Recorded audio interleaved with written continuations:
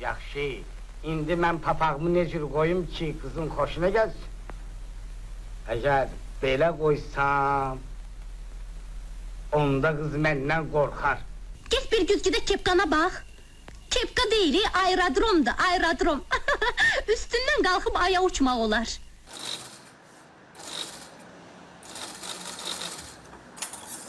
Usta, salam aleyküm. Yorulmayasan.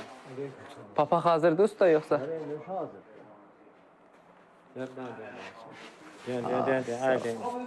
Şimdi bir daha bak güzgü özü.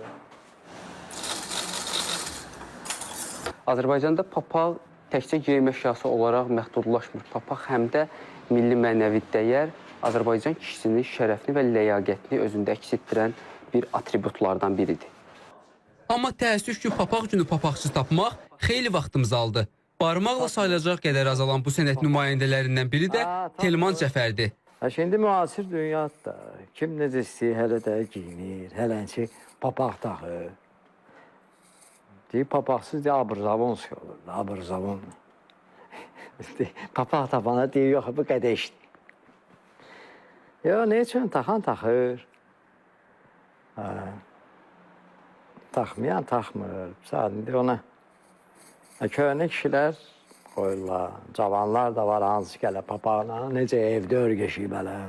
Papaqçı usta hər nə qədər həvəslə 20 ildən artıqdır məşğul olduğu sənətdən danışsa da, papağa olan marağın əvvəlki kimi olmadığını da etiraf edir.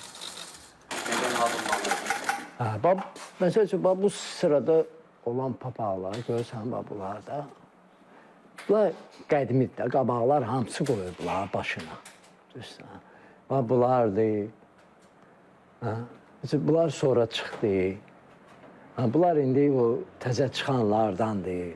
Təzə ki, bunlar da bir 7-8 ildir qoyurlar başına. Xaricdən gəldən bizim uşaqlar örgəndi ona.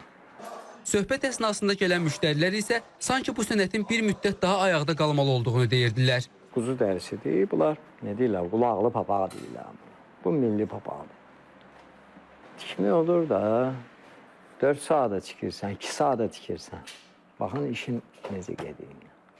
Keçmişdə papaqçılıq Azərbaycan xalq sənətinin ayrılmaz bir hissəsi idi və hər bölgədə bu sənətin özünə məxsus üslubları var idi. Bugün isə çox təəssüf ki, papaq taxanla bərabər bu sənətin davamçılarını da görmək müşkül məsələyə çevrilib. Hər halda papağımızı qabağımıza qoyub fikirləşməliyik.